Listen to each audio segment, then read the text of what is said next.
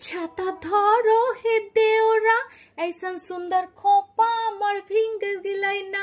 छाता धरो हे देवरा ऐसन सुंदर साड़ी मर भींग गलैना। रिमी झिमी पानी बरस गलैना। रिमी झिमी पानी बरस गलैना। ऐसन सुंदर साड़ी मर भींग गलैना। छाता धरो हे देवरा ऐसा सुंदर खोपा मर भींग गलैना। छाता धरो हे देवरा ऐसा सुंदर साड़ी मर भींग गलैना। जे जेखाने जा खुशी भिजुक, শাড়ি ভিজুক, খোপা ভিজুক, যে যেখানে যেরকম খুশি ভেজো, যা ইচ্ছা করো, তা সত্ত্বেও কিন্তু আমার রান্নাঘরে আসতেই হবে। তো আজকে আমার রান্নাঘরে হবে পনির শর্মা, যেটা আমরা মোটামুটি রাস্তার ধারে কিনে খাই, আরে আমরা গরম গরম একেবারে বাড়িতে করে খাবো। তো চলো আমার রান্নাঘরে। ঝলমলে রোদ আর আমি রান্নাঘরে চলে এসেছি। রান্নাঘরে এসে প্রথমেই পনিরটাকে ম্যারিনেট করে নেবো, যেহেতু পনির শর্মা হবে। প্রথমে যেরকম পরিমাণে পনির আছে সেই অনুযায়ী আমি একটু ধনে গুঁড়ো দিলাম, একটু দই দিলাম,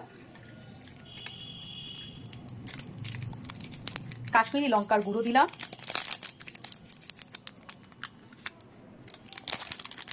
গরম মশলা দিলাম, চিনি দিয়েছি একটু, আর অল্প ভাজা মশলা দিলাম,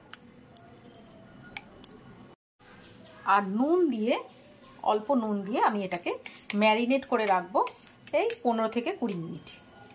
ময়দাটা মেখে নেবো। এর মধ্যে আমি দিয়ে দেবো একটু রিফাইন অয়েল, কিছুটা দই, অল্প একটু চিনি,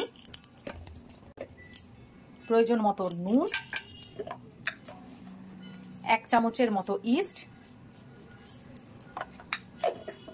আর এটাকে আমি এইভাবে মেখে একটু উষ্ণ গরম জল দিয়ে মেখে নেবো আস্তে আস্তে। এই যে আমি উষ্ণ গরম জল করে রেখে দিয়েছি, উষ্ণ গরম জল দিয়ে আস্তে আস্তে অল্প অল্প করে জল নিয়ে মেখে নেবো। মাখাটা একটুখানি নরম হবে, মাখাটা এরকম কাদা কাদা হবে। এই অবস্থায় আমি এটাকে ভালো করে আরেকটু মেখে ঢাকা দিয়ে রাখবো 1 ঘন্টার মতো। কড়াইতে রিফাইন অয়েল দিয়ে দিয়েছি এবং এই ম্যারিনেট করা পনিরগুলোকে একটু লো ফ্লেমে এদিক ওদিক করে একটু সেঁকে নেব।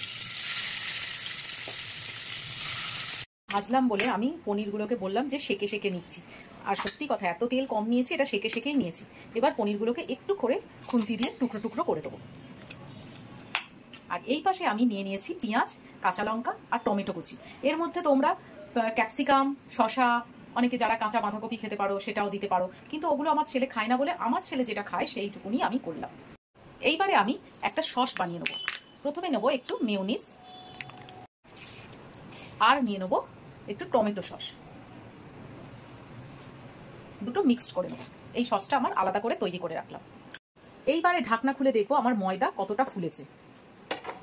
ওরে সাবাস, পুরো একদম ডাবল হয়ে গেছে, দেখো পুরো একদম ডাবল হয়ে গেছে। এটা একটুখানি তেল দিয়ে রিফাইন অয়েল আর একটু ময়দা দিয়ে আরেকবার ঠেসে নেবো। ময়দা থেকে একটা লেচি কেটে নিয়েছি এবং এটা একটু ময়দা দিয়ে, সামান্য ময়দা দিয়ে একটু মোটা করে বেলে নেবো। দেখো একটা জিনিস লক্ষ্য করো, এইসব জিনিসগুলো আমরা বাইরে যখন বেরোই তখন বিশাল দাম দিয়ে কিনে কিনে খাই, অথচ কিচ্ছু নয়, শুধু সামান্য একটু পনির ম্যারিনেট করে রাখা, যা ঘরে ইনগ্রিডিয়েন্টস থাকে সেইগুলো দিয়েই, একটু পেঁয়াজ, শসা, যা যেরকম যে যেটা খেতে ভালোবাসে সেই জিনিস বাড়িতেই থাকে, আর মেয়োনিজ আর টমেটো সস, এই দিয়ে কিভাবে মানুষ আমাদের ঠকিয়ে পয়সা নিচ্ছে। এগুলো একটু যদি কষ্ট করে আমরা ঘরে করে নিই তাহলে আর বাইরে ওই বাজে তেল, বাজে জিনিস খেতে হয় না। এইরকম ভাবে মোটা করে বেড়েছি, খুব মোটাও নয় আবার খুব পাতলাও নয়। এইবারে আমি এটা একটু সেঁকে নেবো, রুটির মতো যেরকম সেঁকি। রুটিটা গরম ফ্রাই প্যানে দেওয়ার সঙ্গে সঙ্গে দেখো কিরকম একটা বাবলস এসে গেছে। এরকমই হালকা বাবলস আসবে, আর দুদিকটা সামান্য সামান্য করে একটু সেঁকা হবে, বেশি নয়। এইরকম অবস্থায় আমি এটাকে প্যান থেকে নামিয়ে নেবো। এইবারে আমি এর মধ্যে এই যে সসটা তৈরি করেছিলাম সেই সসটা একটু মাখিয়ে নেবো। একটা সামান্য জিনিস আমি অবাক হয়ে যাই, দেখো মানে কত রকমের নাম দিয়ে সেটা বাজারে বিক্রি হচ্ছে এবং আমরা সেগুলোকে ধরে ধরে বসে বসে দাম দিয়ে কিনছি। সারে আমি একটু টমেটো নিয়ে নেবো, একটু পেঁয়াজ নিয়ে নেবো, একটু কাঁচা লঙ্কা নিলাম, আর একটু পনির নিয়ে নেবো।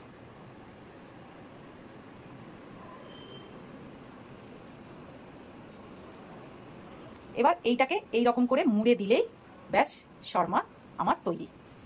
দেখো এই মুড়ে দিলাম, এই শর্মা তৈরি। এবার এটাকে ধরে টুথপিক দিয়ে আটকে দেবো। এবার আমি খাবো আর তোমরা দেখবে।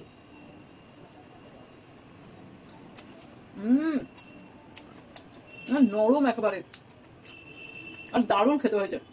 প্লিজ ঘরের বাচ্চাদের আর নিজেরাও বাইরে ওইসব বাজে বাজে তেল ফেল না খেয়ে এইরকম করে বানিয়ে নাও, হেলদি হবে আর ওরাও সুস্থ থাকবে, তোমরাও সুস্থ থাকবে। তো চলো, টাটা।